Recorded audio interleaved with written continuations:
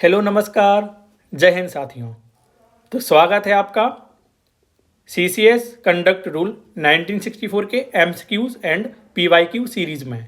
जैसा कि आपको पता है कि हमने इसका थ्योरी वाला जो पोर्शन है उसको कंप्लीट कर लिया है और आज से हम इसके एमसीक्यूज और पीवाईक्यू करेंगे। और इसमें पीवाईक्यू आपके बहुत ही जो महत्वपूर्ण एग्जाम है हमने सिर्फ उनके ही शामिल किया है। हमने छोटे मोटे जो एग्जाम्स होते हैं हमने उनके पीवाईक्यू को इसमें शामिल नहीं किया हुआ है।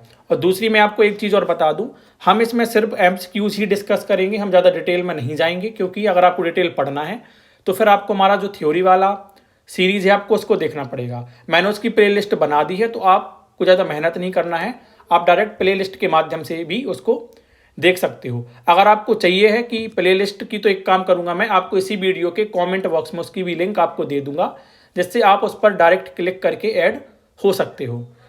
और एक चीज़ और, अगर आपने इनको कर लिया तो आपके जो 20 नंबर डोमेन नॉलेज का जो पोर्शन है उससे आपके कंप्लीट हो जाएंगे। आई थिंक शायद आपको लेक्चर 1 में सरल प्रश्नों को देखने को मिले, लेकिन ऐसा नहीं है कि सारे प्रश्न आपके सरल होंगे।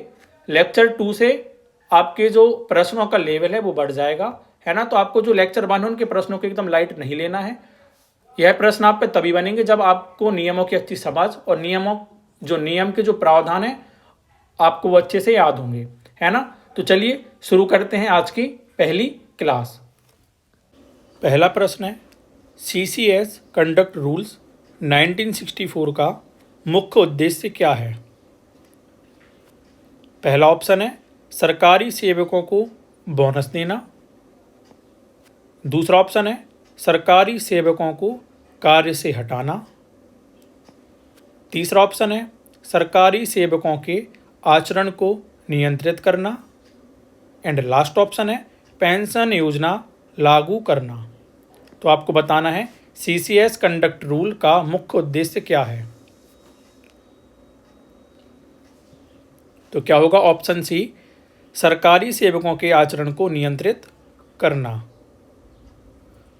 दूसरा प्रश्न है, किस नियम के अंतर्गत सरकारी कर्मचारी को भ्रष्टाचार से दूर रहना चाहिए।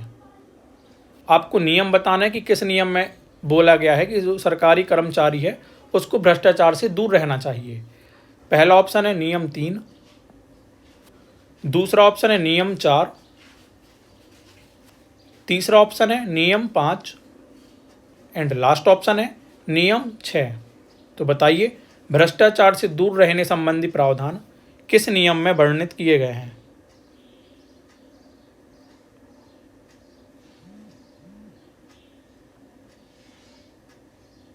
तो क्या इसका सही आंसर हो जाएगा, ऑप्शन ए नियम 3। मैंने आपको बताया था कि जो नियम 3 का सब क्लॉज 1 है उसमें 21 सामान्य आचरण के नियम दिए गए हैं। कितने दिए गए हैं, 21 सामान्य आचरण के नियम दिए गए हैं। तो उसमें ही अगर आपने उसको पढ़ा होगा, मैंने आपको बहुत अच्छे से थ्योरी पढ़ाई हुई है। मैं इसमें आपको ज़्यादा थ्योरी डिस्कस नहीं करूँगा। इसका मुख्य उद्देश्य है कि जो मैंने आपको थ्योरी पढ़ाई है उसकी आप प्रैक्टिस कर सको। अगर आपको बहुत डिटेल में पढ़ना है तो मैंने इसके आपके थ्योरी लेक्चर्स बनाए हुए हैं, तो आप उनको जाकर देख लीजिए, ठीक है। तो मैं इसमें ज़्यादा डिस्क्रिप्टिव और ज़्यादा बोलना चाहिए कि ज़्यादा फैक्ट मैं कवर नहीं करूँगा। मैं इसमें सिर्फ जो क्वेश्चन और जिसका आंसर होगा मैं सिर्फ वही आपके लिए बताने वाला हूँ। थोड़ा बहुत अगर मेरे को लगेगा कहीं तो मैं आपको बता दूंगा, बाकी मैं ज़्यादा टाइम नहीं लूँगा एमसीक्यूज़ में, है ना। तो 21 मैंने बताए थे, तो उसमें से ही आपका भ्रष्टाचार से दूर रहने संबंधी प्रावधान दिया गया है। अगला प्रश्न है, सरकारी कर्मचारी को बिना अनुमति के निम्नलिखित में से कौन सा कार्य नहीं करना चाहिए। पहला ऑप्शन है सामाजिक कार्य करना। दूसरा ऑप्शन है सरकारी मीटिंग में भाग लेना। तीसरा ऑप्शन है मीडिया को किसी प्रकार की जानकारी देना। एंड लास्ट ऑप्शन है पुस्तक पढ़ना।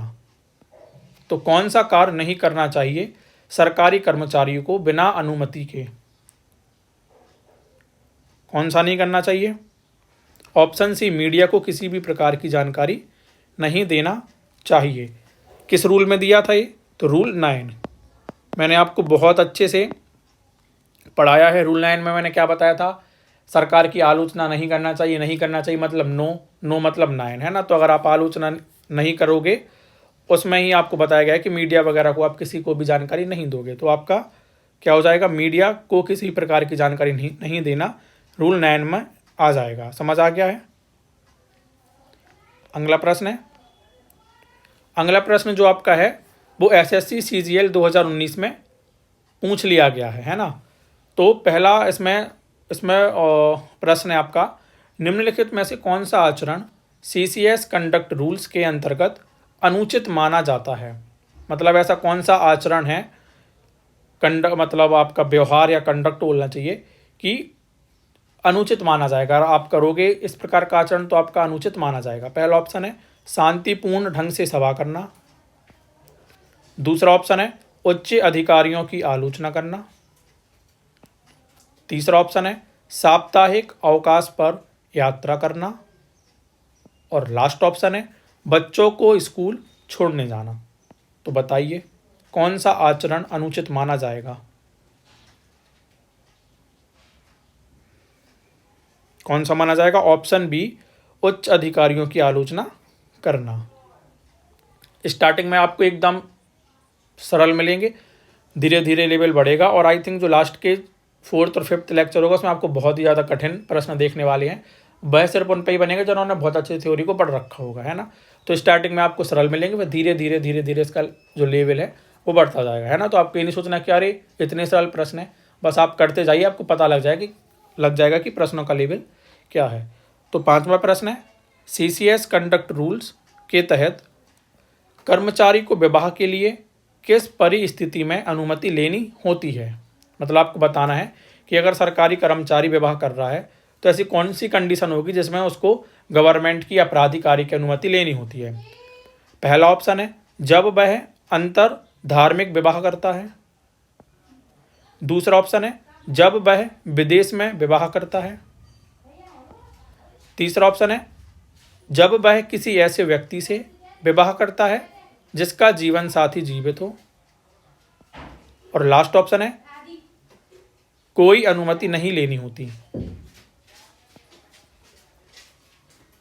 तो बताइए क्या इसका सही आंसर होगा।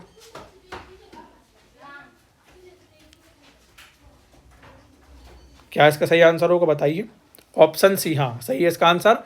जब वह किसी ऐसे व्यक्ति से विवाह करता है जिसका जीवन साथी क्या हो, जीवित हो। मैंने बहुत अच्छे से आपको इसको भी पढ़ाया हुआ है।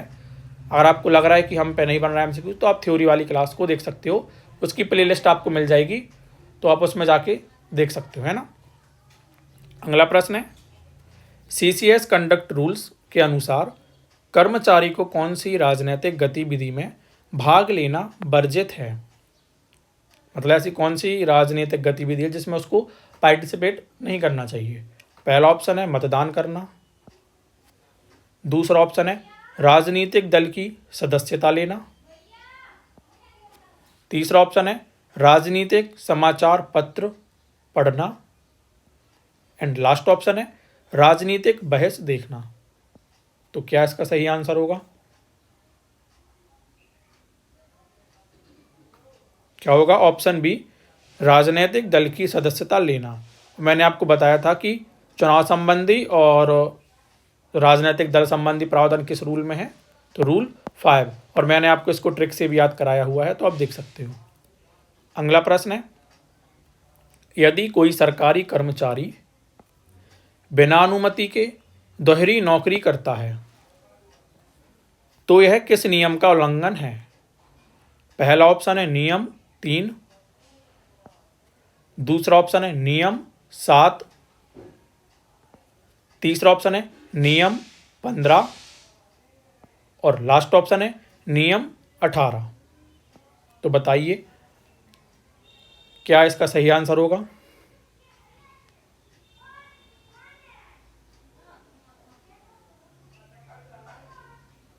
तो क्या इसका सही आंसर होगा? ऑप्शन सी नियम 15। नियम 15 में हमने रोजगार संबंधी जो प्रावधान थे उनको देखा था, और इसमें हमने यह भी देखा था कि अगर कोई सरकारी कर्मचारी को किसी अन्य रोजगार, व्यापार या व्यवसाय में तभी भाग ले सकता है जब वह सरकारी की अनुमति ले ले, है ना। तो हमने बहुत अच्छे से इसको भी पढ़ रखा है। फिर है प्रश्न अगला, प्रश्न 8 है आपका, निम्न में से कौन सी संपत्ति घोषित करना सरकारी कर्मचारी के लिए आवश्यक है? पहला ऑप्शन है केवल चल संपत्ति, दूसरा ऑप्शन है केवल अचल संपत्ति, तीसरा ऑप्शन है सभी प्रकार की संपत्ति एंड लास्ट ऑप्शन है केवल पिता की संपत्ति। तो बताइए क्या इसका सही आंसर होने वाला है? तो क्या होगा? ऑप्शन सी, सभी प्रकार की संपत्ति, चाहे आपकी चल संपत्ति हो, चाहे आपकी अचल संपत्ति हो, चाहे आपकी मूल्यवान संपत्ति हो, है ना। तो आपको हर चीज़ की जो जानकारी है आपको सरकार को देनी पड़ेगी। अगला प्रश्न है, नियम 13 के अंतर्गत सरकारी कर्मचारी को उपहार स्वीकार करने की अनुमति किस शर्त पर है? पहला ऑप्शन है कभी भी उपहार ले सकता है, दूसरा ऑप्शन है अनुमति आवश्यक नहीं, तीसरा ऑप्शन उपहार की राशि सीमित हो एंड लास्ट ऑप्शन है उपहार लेने की सख्त मनाही है। तो बताइए क्या इसका सही आंसर होगा? तो ऑप्शन सी, उपहार की राशि कैसी हो? सीमित हो। और हमने देखा भी था कि ग्रुप ए, ग्रुप बी और ग्रुप सी के कर्मचारियों के लिए कितनी कितनी राशि होना चाहिए, है ना। अगला प्रश्न है, यदि कोई कर्मचारी जानबूझकर अपने वरिष्ठ अधिकारी का आदेश नहीं मानता तो यह क्या कहलाएगा? पहला ऑप्शन है सज्जन आचरण, दूसरा ऑप्शन है सामान्य गलती, तीसरा ऑप्शन है अनुशासनहीनता एंड लास्ट ऑप्शन है ईमानदारी। तो बताइए क्या सही आंसर होगा? क्या होगा? ऑप्शन सी, अनुशासनहीनता इसका सही आंसर हो जाएगा। अगला प्रश्न है, और जो आपका ये प्रश्न है यह यूपीएससी का जो सीसेट एग्जाम होता है उसमें प्रश्न पूछ लिया गया है। प्रश्न क्या है, किस नियम के तहत सरकारी कर्मचारी को शराब या मादक नशे की स्थिति में सार्वजनिक स्थान पर रहने से रोका गया है? पहला ऑप्शन है नियम 20, दूसरा ऑप्शन है नियम 3, तीसरा ऑप्शन है नियम 22 एंड लास्ट ऑप्शन है नियम 10। तो बताइए क्या सही आंसर होगा?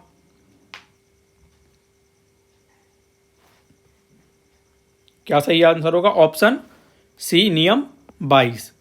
इसमें क्या बोला है?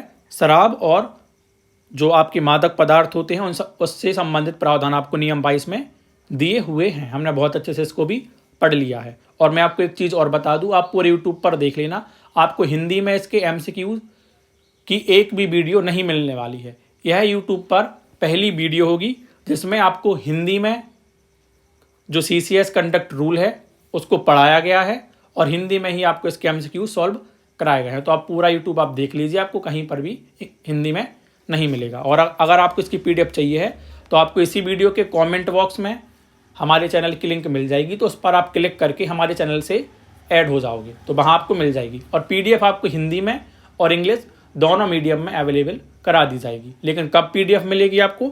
जब आपका जो एमसीक्यू चल रहा है कंडक्ट रूल का ये कंप्लीट हो जाएगा, उसके बाद ही आपको इसकी पीडीएफ मिलेगी, है ना। तो ऐसा नहीं कि आजकल जो लेक्चर हुआ तो आपको जस्ट मिल जाएगी, नहीं, जब आपका टॉपिक एंड होगा उसके बाद ही आपको इसकी पीडीएफ मिलेगी। और एक चीज़ और, यदि अभी तक आपने हमारे चैनल को सब्सक्राइब नहीं किया है तो प्लीज़ आप कर लीजिए, क्योंकि आपका एक सब्सक्राइब हमें बहुत मोटिवेट करता है कि हम आपके लिए किस तरह का कंटेंट लेके आए, है ना। तो आपको सिर्फ सब्सक्राइब ही करना है और कुछ नहीं आपको करना है, और बस आपको शेयर करना है वीडियोस, ताकि ज़्यादा से ज़्यादा लोग इस वीडियो का लाभ ले सकें, है ना। तो चलिए अगला प्रश्न देखते हैं क्या है। प्रश्न है, एक सरकारी कर्मचारी का सोशल मीडिया पर किसी सरकारी नीतियों की आलोचना करना किस नियम का उल्लंघन है? मतलब आपको एक जो कीवर्ड है आपको वो पकड़ने, इसमें क्या है? सरकार की नीतियों की आलोचना करना। अगर आपने कीवर्ड पकड़ लिया और अगर आपको नियम जो हैं बहुत अच्छे से याद हैं, आपसे आराम से बन जाएगा। पहला क्या है नियम और पहला ऑप्शन है नियम 5, दूसरा ऑप्शन है नियम 9, तीसरा ऑप्शन है नियम 17 एंड लास्ट ऑप्शन है नियम 21। तो बताइए इसका सही आंसर क्या होगा।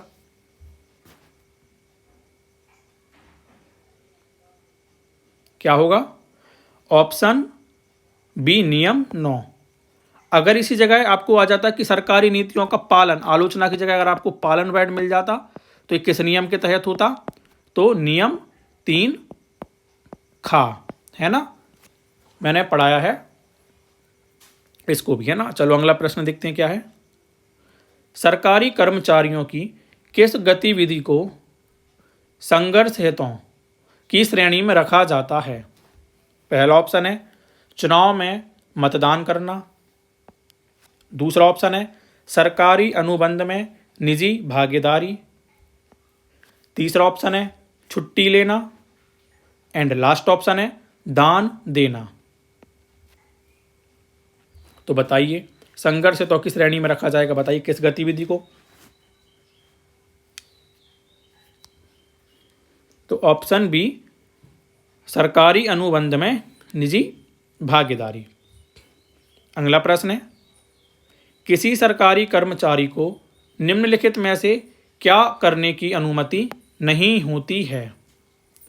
पहला ऑप्शन है कविता लिखना, दूसरा ऑप्शन है ब्लॉग पर गोपनीय जानकारी साझा करना, तीसरा ऑप्शन है व्याख्यान देना एंड लास्ट ऑप्शन है समाचार पत्र पढ़ना।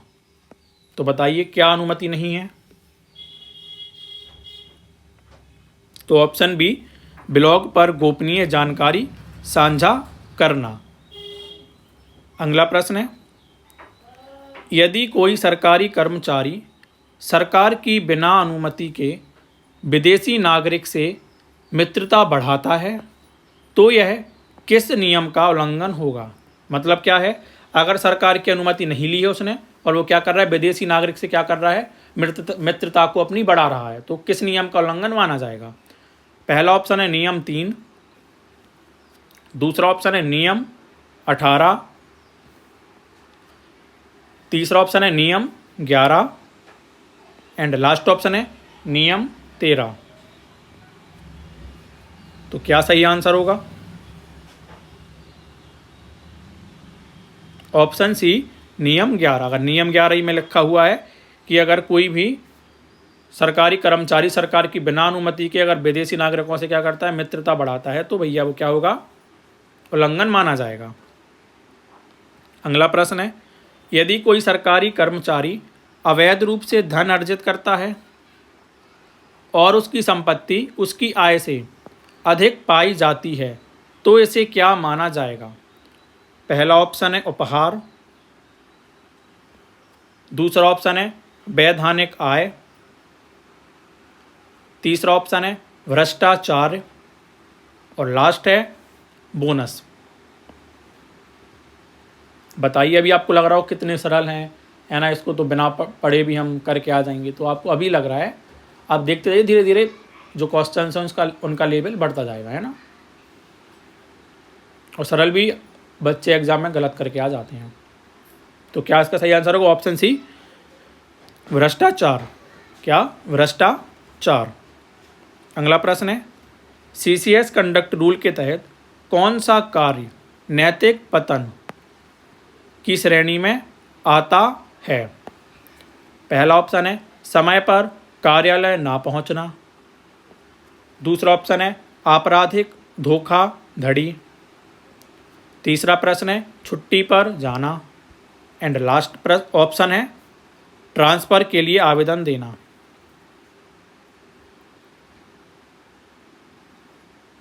तो क्या सही आंसर होगा? ऑप्शन बी आपराधिक धोखाधड़ी, इसकी नैतिक पतन की श्रेणी में आएगा। अगला प्रश्न है सरकारी कर्मचारी को नियमित रूप से कौन सा रिटर्न भरना आवश्यक है? पहला ऑप्शन है आयकर रिटर्न, दूसरा ऑप्शन है चल अचल संपत्ति रिटर्न, तीसरा ऑप्शन है टीकाकरण वितरण एंड लास्ट है उपस्थिति फॉर्म। बताइए क्या सही आंसर होगा। ऑप्शन बी चल अचल संपत्ति रिटर्न इसका सही आंसर हो जाएगा, है ना। अगला प्रश्न है, किस नियम के तहत सरकारी कर्मचारी को राजनीतिक दलों में भाग लेने से रोका गया है। किसमें? राजनीतिक दलों में भाग लेने से। पहला ऑप्शन है नियम 4, दूसरा ऑप्शन है नियम 5, तीसरा ऑप्शन है नियम 7 एंड लास्ट ऑप्शन है नियम 10। तो क्या सही आंसर होगा? नियम ऑप्शन बी नियम 5 है ना, इसका सही आंसर हो जाएगा। अगला प्रश्न है, और जो यह प्रश्न है यह एसएससी जेई 2020 में पूछ लिया गया है। अब देखते हैं प्रश्न क्या है। यदि कोई कर्मचारी अवकाश के समय विदेश यात्रा करता है तो उसे क्या करना चाहिए? पहला ऑप्शन है सीधा टिकट खरीद लेना, दूसरा प्रश्न है अनुमति की आवश्यकता नहीं है, तीसरा प्रश्न विभाग को सूचना देना व अनुमति लेना एंड लास्ट ऑप्शन है दोस्तों को बताना। क्या सही आंसर होगा? ऑप्शन सी विभाग को सूचना देना व अनुमति लेना। अगला प्रश्न है, यदि एक सरकारी कर्मचारी अपने बेटे के व्यवसाय में गुप्त रूप से वित्तीय रूप से निवेश करता है तो वह किस नियम का उल्लंघन करता है? पहला ऑप्शन है नियम 3 जिसमें आपका प्रावधान है सामान्य आचरण, दूसरा ऑप्शन है नियम 13 जिसमें प्रावधान दिया गया है उपहार के बारे में, तीसरा ऑप्शन है नियम 15 जिसमें प्रावधान है निजी व्यवसाय में भागीदारी, और लास्ट ऑप्शन है नियम 22 जिसमें प्रावधान दिया गया है सार्वजनिक आचरण। तो बताइए इसका सही आंसर क्या होगा? तो ऑप्शन सी नियम 15 जिसमें है निजी व्यवसाय में भागीदारी। तो इसके नाम से ही स्पष्ट हो रहा है। तो आपको पूरे नियम एकदम रट लेने हैं, है ना, बहुत महत्वपूर्ण है सारे नियम। अगला प्रश्न है, एक सरकारी कर्मचारी किसी एनजीओ में सक्रिय रूप से कार्य करता है जो सरकार की नीतियों की आलोचना करता है, यह किस नियम का उल्लंघन है? पहला ऑप्शन है नियम 5 जिसमें प्रावधान दिया गया है राजनीतिक गतिविधियां, दूसरा ऑप्शन है नियम 9 जिसमें प्रावधान है आलोचना व मीडिया संबंधी प्रतिबंध,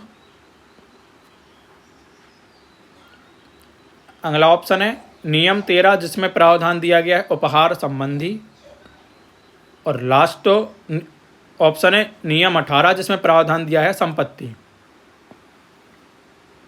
तो क्या सही आंसर होगा? ऑप्शन बी आलोचना व मीडिया संबंधी प्रतिबंध। अगला प्रश्न है, यदि कोई सरकारी कर्मचारी किसी पत्रकार को ऑफ द रिकॉर्ड सरकारी दस्तावेज दिखाता है तो यह किस प्रकार का उल्लंघन है? पहला ऑप्शन है केवल गोपनीयता का, दूसरा ऑप्शन है प्रेस का अधिकार, तीसरा ऑप्शन है सूचना का अधिकार एंड लास्ट ऑप्शन है गोपनीयता और आचरण दोनों का। तो क्या सही आंसर होगा? ऑप्शन डी गोपनीयता और आचरण दोनों का। अगला प्रश्न है, सरकारी कर्मचारी को निम्न में से कौन सी स्थिति में उपहार स्वीकार करने की अनुमति मिल सकती है? पहला ऑप्शन है किसी ठेकेदार से रिश्वत के रूप में, दूसरा ऑप्शन है अपने अधीनस्थ से जबरदस्ती, तीसरा ऑप्शन है अपने विवाह पर मित्र से 5,000 रुपये एंड लास्ट ऑप्शन है बिना किसी जानकारी दिए 50,000 रुपये का उपहार। तो क्या सही आंसर होगा? ऑप्शन सी, अपने विवाह पर मित्र से 5,000 रुपये। अगला प्रश्न है, एक कर्मचारी ने जानबूझकर अपनी अचल संपत्ति की जानकारी विभाग को नहीं दी है। यह किस नियम का उल्लंघन है? पहला ऑप्शन है नियम 10, दूसरा ऑप्शन है नियम 15, तीसरा ऑप्शन है नियम 18 और लास्ट ऑप्शन है नियम 21। तो बताइए इसका सही आंसर क्या होगा?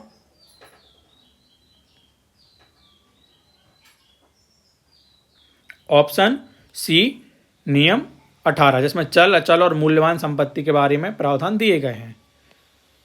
अगला प्रश्न है जो आपका एसएससी सीपीओ में पूछ लिया गया है। प्रश्न है, सीसीएस कंडक्ट रूल्स के तहत कन्फ्लिक्ट ऑफ इंटरेस्ट की स्थिति किस उदाहरण में उत्पन्न होती है? पहला ऑप्शन है जब कर्मचारी अपने अवकाश के दौरान शादी करता है। दूसरा ऑप्शन है जब कर्मचारी अपने रिश्तेदार को सरकारी टेंडर दिलाने में मदद करता है। तीसरा ऑप्शन है जब कर्मचारी चुनाव में मतदान करता है। और लास्ट ऑप्शन है जब कर्मचारी एक एनजीओ के कार्यक्रम में मुख्य अतिथि होता है। तो बताइए क्या सही आंसर होगा? ऑप्शन 20 का सही आंसर हो जाएगा, जिसमें लिखा है जब कर्मचारी अपने रिश्तेदार को सरकारी टेंडर दिलाने में मदद करता है। अगला प्रश्न है, नियम 21 का उल्लंघन कब होता है? किसका नियम 21 का उल्लंघन? पहला ऑप्शन है जब कर्मचारी राजनीतिक भाषण देता है। दूसरा ऑप्शन है जब कर्मचारी सार्वजनिक स्थान पर नशे में हो। तीसरा ऑप्शन है जब कर्मचारी दूसरी शादी बिना अनुमति करता है जबकि पहली पत्नी जीवित हो। और लास्ट ऑप्शन है जब कर्मचारी देर से दफ्तर आता है। तो बताइए नियम 21 क्या है? यह सिर्फ उसी बच्चे पर बनेगा जिसने नियम 21 को अच्छे से पढ़ा होगा या उसको पता होगा कि नियम 21 में क्या है। इसमें आप कॉमन सेंस यूज नहीं कर सकते हो, है ना। तो आपको ऐसे ही प्रश्न देखने को मिलने वाले हैं। तो क्या इसका सही आंसर होगा? ऑप्शन सी, जब कर्मचारी दूसरी शादी बिना अनुमति करता है जबकि पहली पत्नी क्या हो? जीवित हो। इसमें विवाह संबंधी प्रतिबंध दिए हुए हैं, है ना, नियम किसमें? 21 में। अगला प्रश्न है, एक कर्मचारी सोशल मीडिया पर सरकार की योजनाओं को असफल बताता है। यह किस नियम का उल्लंघन है? आपको इसमें वर्ड पकड़ना है। सरकार की योजनाओं को असफल मतलब क्या कर रहा है? वो आलोचना कर रहा है ना। पहला ऑप्शन है नियम 3, दूसरा ऑप्शन है नियम 9, तीसरा ऑप्शन है नियम 13 और लास्ट ऑप्शन है नियम 5। तो बताइए क्या इसका सही आंसर होगा? क्या होगा? ऑप्शन बी, नियम 9। अगला प्रश्न है, यदि कोई सरकारी कर्मचारी सरकारी संपत्ति का निजी उपयोग करता है, जैसे सरकारी गाड़ी का इस्तेमाल व्यक्तिगत यात्रा के लिए, तो यह किस नियम का उल्लंघन है? पहला ऑप्शन है नियम 3, दूसरा ऑप्शन है नियम 5, तीसरा ऑप्शन है नियम 13 एंड लास्ट ऑप्शन है नियम 15। क्या सही आंसर होगा? क्या होगा? ऑप्शन ए, नियम 3, जिसमें सामान्य के बारे में, जनरल्स के बारे में आपको दिए हुए हैं। और इसका जो सब क्लॉज 1 है उसमें सामान्य आचरण के 21 नियम दिए हुए हैं। उसमें से ही आपका यह होने वाला है आंसर, है ना। चलिए लास्ट प्रश्न देखते हैं आज की क्लास का, इसके बाद हम कल देखेंगे। तो लास्ट प्रश्न है, सीसीएस कंडक्ट रूल्स के तहत कोई कर्मचारी पुस्तक प्रकाशित करना चाहता है जिसमें उसकी सेवा से संबंधित अनुभव शामिल हैं, तो उसे क्या करना होगा? पहला ऑप्शन है सीधे प्रकाशित कर सकता है। दूसरा ऑप्शन है पहले विभाग से पूर्व अनुमति लेनी होगी। तीसरा ऑप्शन है कोर्ट में आवेदन करना होगा। और लास्ट ऑप्शन है मित्र को लेखक बना दे। तो क्या करना होगा बताइए। तो ऑप्शन बी पहले विभाग से पूर्व अनुमति लेनी होगी। क्यों लेनी पड़ेगी? क्योंकि वह क्या कर रहा है, अपनी जो सेवाओं से संबंधित अनुभव शामिल कर रहा है ना, इसलिए उसको पूर्व अनुमति लेनी पड़ेगी। अगर वह ऐसे नॉर्मल बुक लिख रहा है तो उसको फिर अनुमति लेने की ज़रूरत नहीं है ना। तो चलिए आज हम सिर्फ 30 प्रश्न रहने देते हैं, कल से हम 31वें प्रश्न से शुरू करेंगे। तो चलिए मिलते हैं अगली क्लास में, जब तक के लिए जय हिंद।